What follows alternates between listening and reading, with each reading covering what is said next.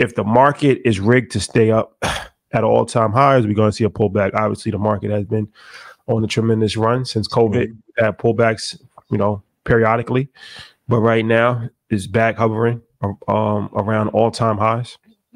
Yeah. So will we see a pullback in the market, or is this rigged to stay up at least until election time? I always say that the market is rigged to stay up for a long period of time. That's with quantitative easing, with hedge fund buying, with robo-investing in indexes and ETFs. I think this really applies more to traders who are looking for a pullback. But my thing is, like, stop worrying about the election cycle. Stop worrying about a short-term cycle. Overall, the market is going to go up year over year. We'll talk about Nvidia later, but even with indexes or ETFs, you should be able to get an easy 12 to 15% out of the market. So on the macro picture, yes, the market is rigged to stay up. Like, people always ask, is the system rigged or the game's rigged? Like when Luka traveled on that step back three. Yes. Alleged. 2 carries and 3 steps. I'm not a pro hooper, but if I take 3 steps back, that's a traveler though. So no, you got this. They count the gather dribble. Gather step. The gather step. Yeah. New rules. Shout to Kyrie though. LeBron. But no, like I think it's a mistake to worry about. Are we going to have a pullback? Because even in a deep recession, let's say you drop 50%, usually the return is 150 3 or 4 years later, and their recession low only lasts for maybe 5 or 6 weeks on average. So continue to hold for the long term. If you missed out, stop missing out. Been doing this for 4 years. Stop missing out. Like just said at the top of the show, we don't miss a Monday. I don't want you to miss a month investing.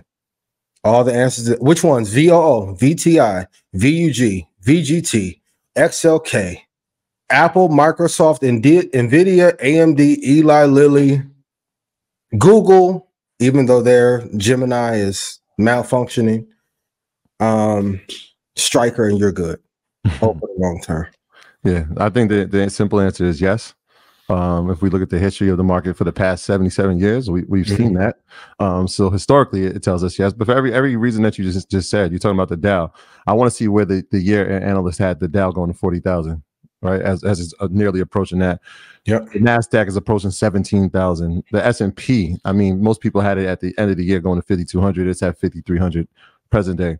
And so is there a good time to invest? There's always the right time to invest is when you invest, right? Because again, we've seen this cycle. I always like to talk about the Market Mondays time as its own term, right? From 2021 when we started to present day, you've seen the ups and downs of the market. You've seen post pandemic that we had an incredible resurgence, right? And then you saw in 2022 we had a huge correction, especially when it comes to technology. And now here we are approaching just under 17,000. So is there a perfect time? No. The right time is when you actually execute.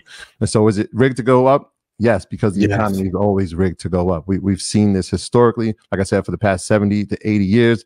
We don't see it changing, and things have been put in place. I know you talked about quantitative easing. Things have been put in place, interest rate. These things have been put in place to make sure that it is sustainable. So block out the noise when we're talking about investing. If you're talking about trading, there's going to be cycles, there's going to be volatility that comes with it. But if we're talking about long-term investing, which is the first thing that we stressed since day one, it is rigged to go up. Whether you're getting 5% or some on years like 2023, 30%.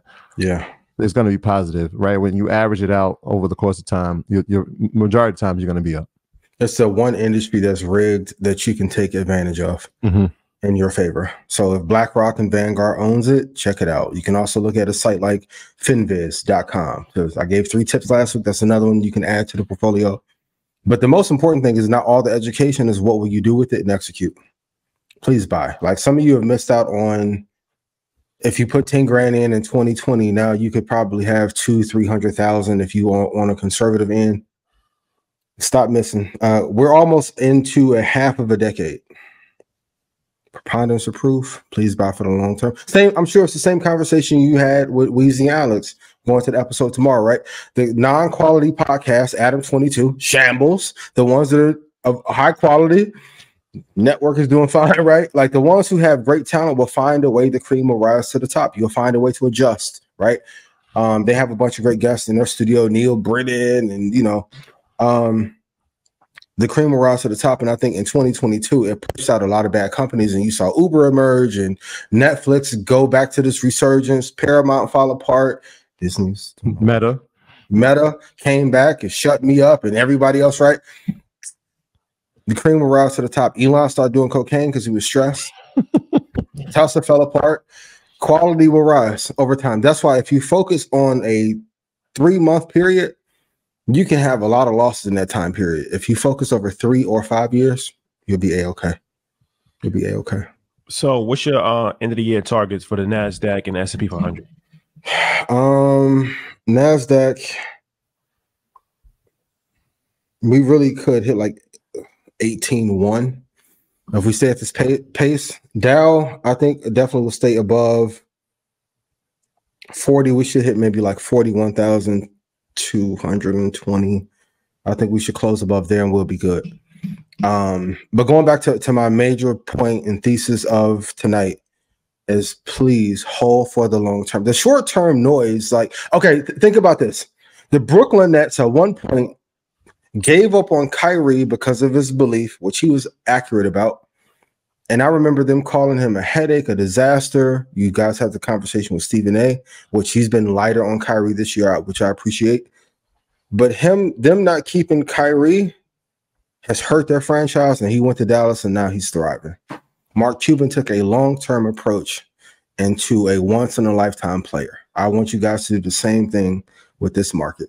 Don't make an emotional short-term decision over an investment when you need to take a long look to see what the outcome is going to be. And they're probably going to end up in the finals as a result.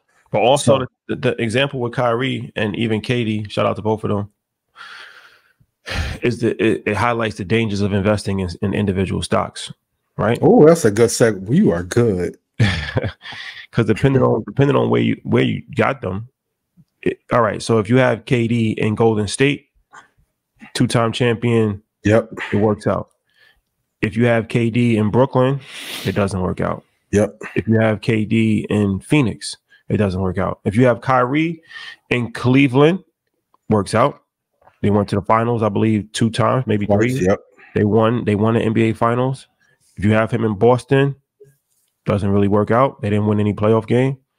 If you have him in Brooklyn, it didn't work out. Now in Dallas it is working out.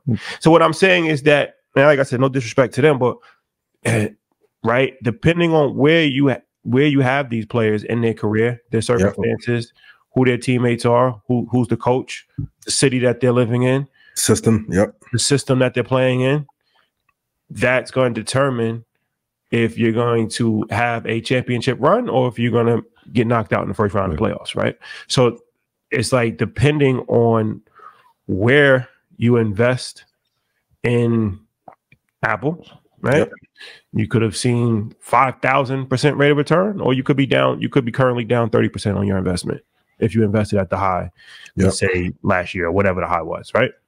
It's the same company, right? It's just depending on where you invested.